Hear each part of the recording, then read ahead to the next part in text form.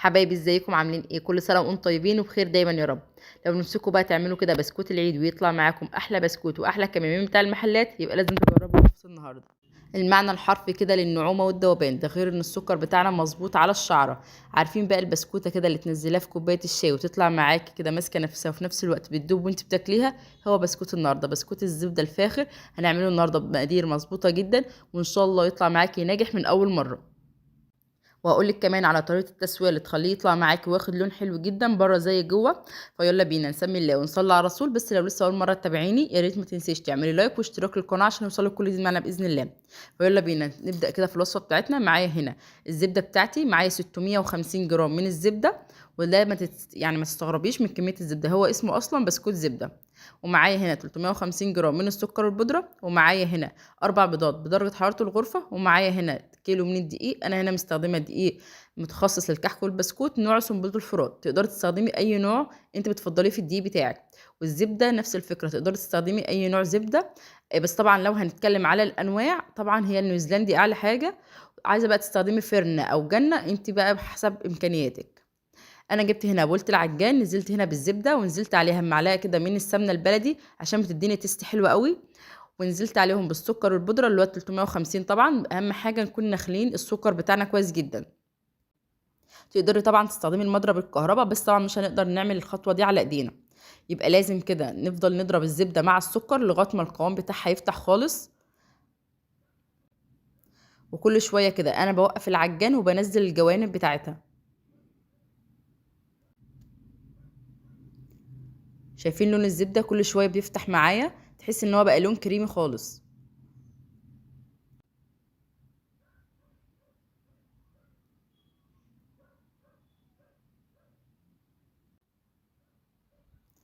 هرجع اضرب تاني لغايه ما القوام بتاعنا يفتح.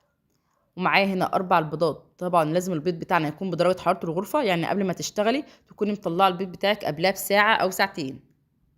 والزبده نفس الكلام، لو انت حاطه الزبده بتاعتك في التلاجة قبل ما تشتغلي فيها، مثلا لو هتشتغلي الصبح تطلعيها من بالليل عشان تكون طريه معاك وتقدري تشتغلي فيها. انا هنا البيض طبعا ما ينفعش انزل بالبيض كله مره واحده، انا هضيف هنا معلقه كده من الفانيليا. لازم على اول سرعه خالص، يعني بهدي السرعه الاول على اول درجه. وبنزل كده بالبيض بيضه بيضه.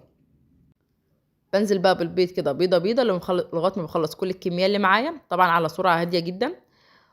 وهو شغال كده بنزل بقى بمعلقه كده من قصنص الحليب، تقدر تستغنى عنه خالص، بس هو بصراحه بيدي طعم حلو جدا للبسكوته بتاعتنا، وده يعتبر سر المحلات المميزه.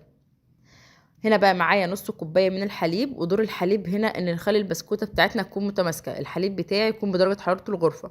بيخلي كده البسكوته تكون متماسكه شويه، او لو من غير الحليب بتكون البسكوته دايبه زياده عن اللزوم. هنا الخليط بتاعي بقى جاهز. جبت هنا الدقيق بتاعي، انا نخله كيلو من الدقيق. هشيل كده معلقه من الدقيق وهضيف مكانها يا اما نشا يا اما كاستر. انا ضفت هنا معلقه من الكاستر، واضيف معلقه صغيره من البيكنج باودر. ومعايا هنا معلقه كبيره من الحليب البودر. الحليب البودر هنا اضافي، تقدري تستغنى عنه مفيش اي مشكله، بس هو بصراحه بيديني نكهه حلوه للبسكوته. ورشه الملح طبعا ما ننساهاش. انا هنا هنزل بقى بالدقيق كده نص كميه، مش هنزل بيه مره واحده. في المرحله دي احنا مش بنعجن، احنا يدوب بس الخليط بتاعنا يمتزج كده مع بعضه. اول كده ما كميه الدقيق اللي انا ضفتها في الاول اختفت، بنزل بالكميه الباقيه. زي ما اتفقنا في المرحله دي مش محتاجين نعجن نهائي، احنا مجرد بس ما بنعمل تقليب كده لغايه ما الدقيق بتاعنا يختفي وكل المكونات تبقى مع بعضها.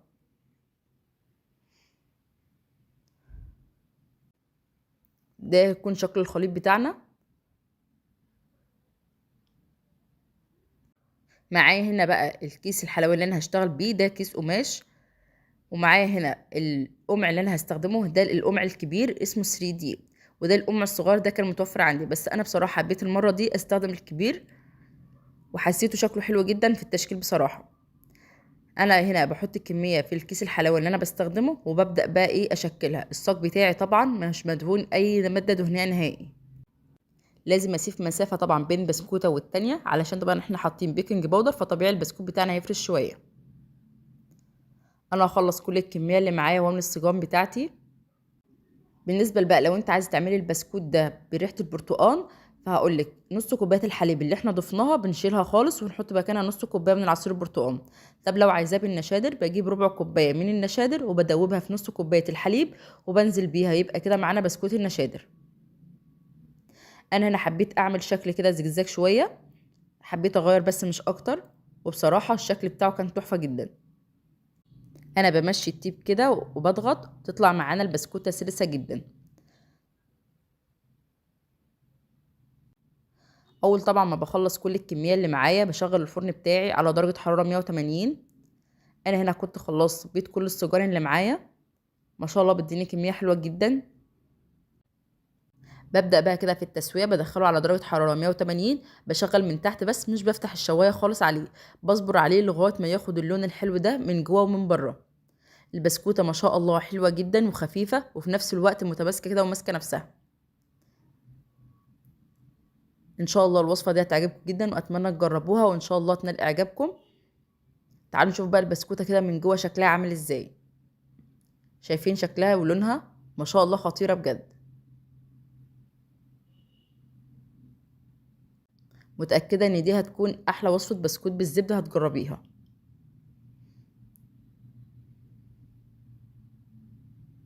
لو وصلتي بقى معايا لغايه هنا يا ريت ما تنسيش تعملي لايك وتعملي اشتراك عشان يوصلك كل جديد،